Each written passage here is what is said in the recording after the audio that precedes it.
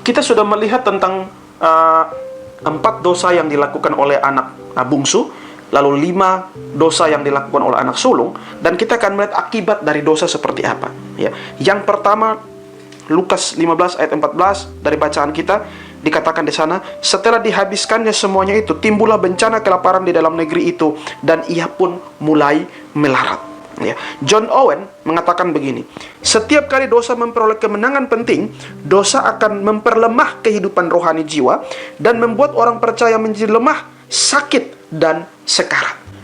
Jadi ketika anak bungsu ini, dia melakukan banyak dosa ya. Tadi kita sudah sebutkan ada 4 dosa yang dilakukan. Akhirnya apa? Kekuatan untuk melawan dosa itu menjadi tidak ada. Ya.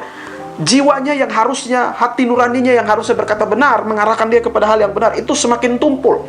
Akhirnya dia semakin lemah, semakin jatuh, dan sudah tidak ada kemampuan dalam dirinya untuk bangkit. Ya.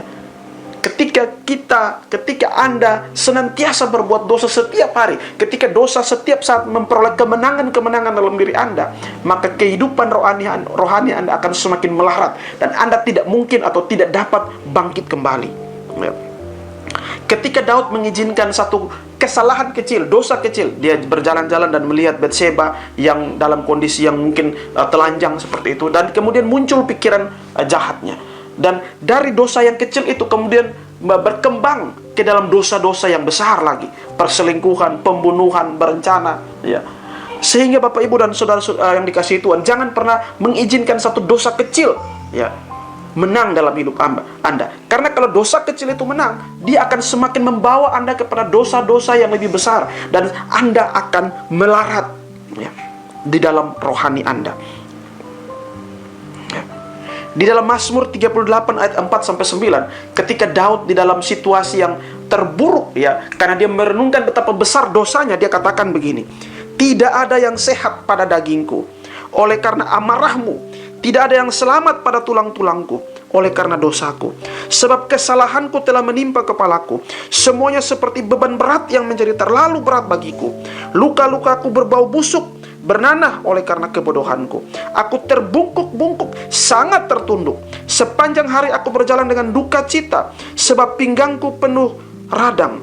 Tidak ada yang sehat pada dagingku. Aku kehabisan tenaga dan remuk redam. Aku merintih karena degup-degup jantungku. Ini merupakan satu gambaran yang sangat luar biasa. Dia merasakan bagaimana dosa menggerogoti hidupnya, menghancurkan hidupnya secara perlahan-lahan, sehingga dia menyimbolkan itu sebagai tulang-tulangnya sudah tidak bisa kuat lagi. Luka-lukanya begitu bernanah.